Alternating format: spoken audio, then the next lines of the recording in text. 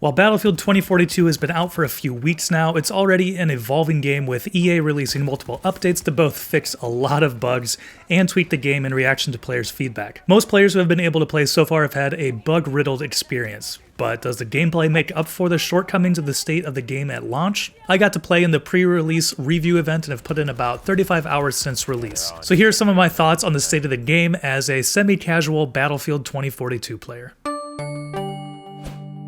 For most, the launch was a pretty rough time for Battlefield 2042. It was riddled with connection issues, leaving excited players frustrated and locked out of even playing the game. I tried to play on the Friday evening of the pre-release week and couldn't even get into a match.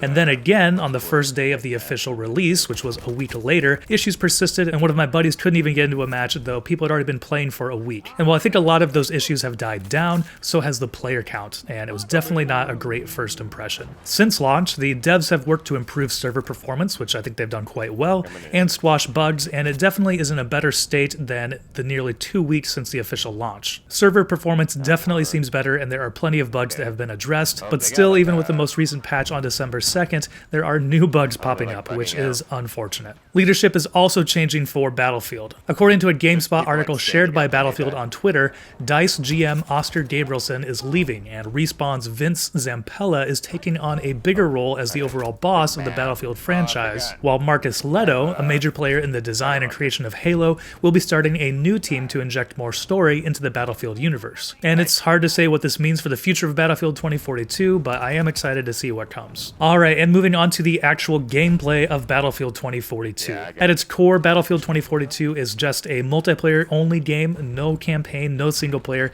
but it is still one of the most ridiculous and chaotic FPS games, but in the best way possible. Like the older games in the franchise, Battlefield 2042 is a giant sandbox where players can use different tools in ridiculous ways to defeat the opposing team, and the devs encourage all of it. Everything from explosive-laden quadcopters to armored vehicles riding on the back of a VTOL personnel carrier makes for some really unique in-game experiences, and it's just great fun. Multiplayer is broken up into 3 different categories that we'll take a look at individually. First, let's talk about all-out warfare. All-out warfare is what the Battlefield franchise is probably most known for. In BF 2042, things are taken up a notch with up to 128 players in a match. There are currently 2 game modes available, the classic Battlefield Conquest mode and Breakthrough. Conquest is that Battlefield classic that lives up to the name in 2042. The scale of the 7 current maps is really massive and lends itself well to the huge player count. Specific objectives can get busy, but because of the size, encounters usually aren't as chaotic as the Breakthrough game mode. I enjoy playing Conquest, but for me, it's also the game mode where I see squads separate the most. In the review event, we saw that as all of the members of our squad separated with different play styles across the map. It took a lot more intentionality to play together. For solo players, this might be great, but for me, Battlefield 2042 is more fun with friends as you can communicate via a VoIP service like Discord to coordinate attacks. And moving on to Breakthrough, with the same ridiculous player count focused on capturing just a few objectives at a time, Breakthrough can get real busy real fast. Up to 64 players on each team rushing towards a couple of zones, and Breakthrough is a sight to behold. As I noted in my first impressions video, the scale feels like a massive battle from a movie. My first experience playing Breakthrough on the map Renewal made me feel like I was in a Star Wars battle, particularly on Hoth, with tracers and gunfire flying overhead that looked like blaster fire when I was rushing to revive a downed teammate. It's truly an incredible experience, and while it may be chaotic, this is where really memorable Battlefield moments can be born. And moving on to the second game mode, we have Hazard Zone. Hazard Zone was probably the most hyped game mode. It's an extraction-based game mode where you earn currency by defeating opponents, both players and AI, and collecting data drives, and then surviving the round. EA didn't show much about the game mode before it was released, and really, that's because there isn't a whole lot to it. Like CSGO, you and your squad must use currency that is earned in previous matches to outfit your specialist at the start of each round. And while there are free options, weapons, gadgets, and tactical upgrades all take a bit of Hazard Zone currency. If you are able to take out at least a few AI or players in a match, you should be able to make enough to fund a loadout for your next round, even if you fail to extract in one of the 2 extraction zones. But if you can escape with looted drives, it's easy to stack up some currency quickly. Personally, I really enjoy playing Hazard Zone with my friends. It's the mode that requires the most communication and teamwork and can create some really tense moments where you're approaching an extraction that's covered in both AI and players. Where the mode falls through, though, is really in its longevity.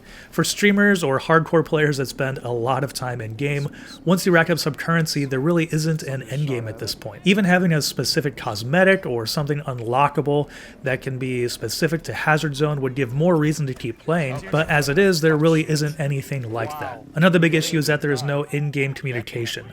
While comms can bring out the absolute worst in some people, if you remember the Spawn Island in PUBG, I feel it's pretty vital in a squad-based game mode like Hazard Zone.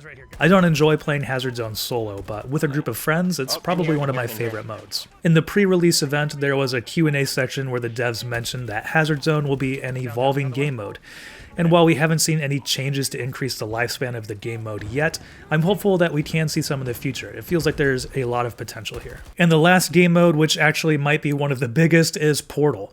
Portal offers a unique experience for Battlefield, which allows users to build out their own completely unique game modes with maps and weapons from 3 Battlefield titles in addition to Battlefield 2042. The developers curate modes to try, like classic Battlefield 1942 Conquest or Snipers and Knives, but users are encouraged to dream up other ideas. Within the first few days of launch, the streamers 2 Angry Gamers created a Squid Games-inspired game mode called Red Light, Green Light, where players can move for a certain amount of time and then have to freeze and are given a rifle with a single bullet to try and eliminate other players.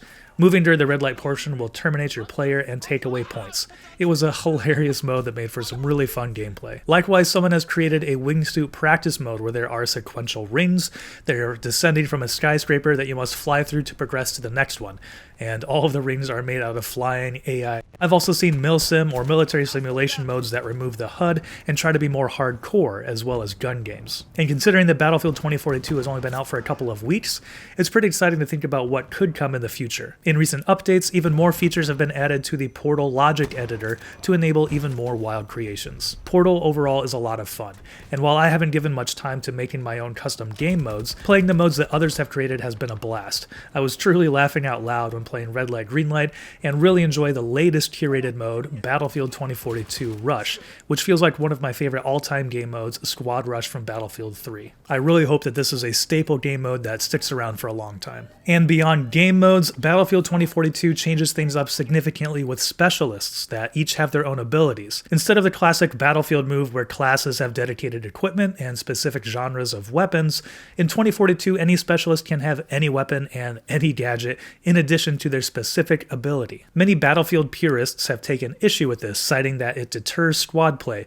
and maybe it does to some extent, but having more unique abilities also kind of expands what's possible in the massive Battlefield sandbox. If you want to flank to get some ridiculous positions, try Sundance's wingsuit or McKay's grappling hook. If you liked playing support and want to make sure your squad always has the right weapon and gadget kit and ammo for the current battle, Angel is one of my favorite specialists with his loadout crate. Each specialist does open up more ways to play in my experience, and while you can build a pretty self-sufficient loadout to regenerate ammo and health, after running into a turret or riot shield, trying out other specialists is a fun way to play. And there are still loadouts, but they're more like weapon and gadget kits.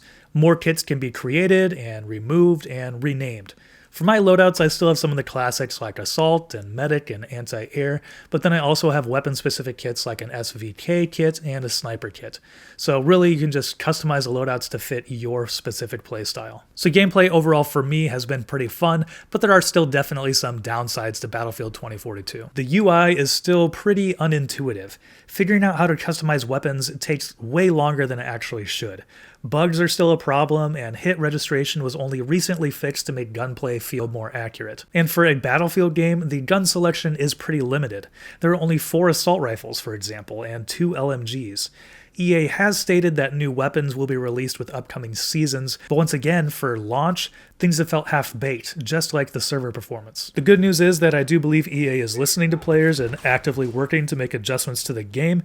It's just unfortunate that some of these things happened at all when this game was launched. One other major gripe that I have, and I know a lot of other people have, is there's not a standard scoreboard. When you press tab during a match, you do get a snapshot of your own stats and how your squad is doing, but other than your squad's rank, you can't compare performance to others in the lobby. And at the end of a match, there is no comprehensive screen that shows how many kills or deaths, your KD, you got in comparison to other players in the lobby. This is something that I really miss and would love to see added.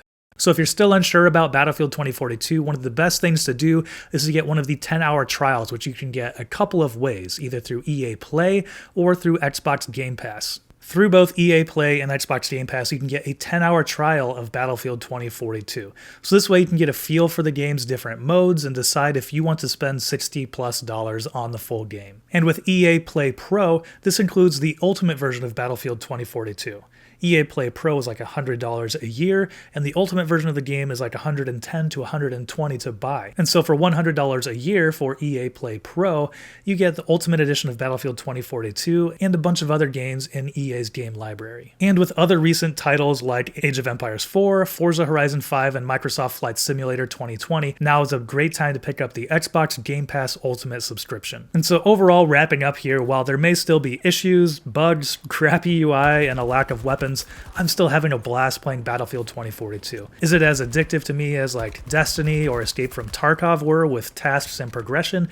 No, but I still look forward to hopping in with my friends on the weekend to try to escape the hazard zone, revel in the chaos of Breakthrough, or try a new game mode in Portal. And if you have Battlefield 2042 and haven't tried Rush 2042 yet, definitely check that out. It's quickly becoming my favorite game mode. And while it is frustrating that there were so many issues at launch, I'm looking forward to the future of Battlefield 2042. As a semi-casual player, it really is filling the void I was feeling for a new FPS experience. I just hope that the developers can make changes quickly enough to keep the player base from getting too low. With that being said, I can see why streamers and super hardcore gamers might tire of the game modes quickly. But for a more casual player like me, it's still wildly entertaining. But of course, like many multiplayer games, Battlefield 2042 is best served with friends when possible. Alright, and that'll do it for our review of Battlefield 2042. What are you thinking about the title if you've picked it up, and are you planning on picking it up if you haven't yet? Let us know down in the comments below. Thanks for watching! If you enjoyed this video, please give it a thumbs up and consider subscribing. This is Jordan with 9to5 Toys.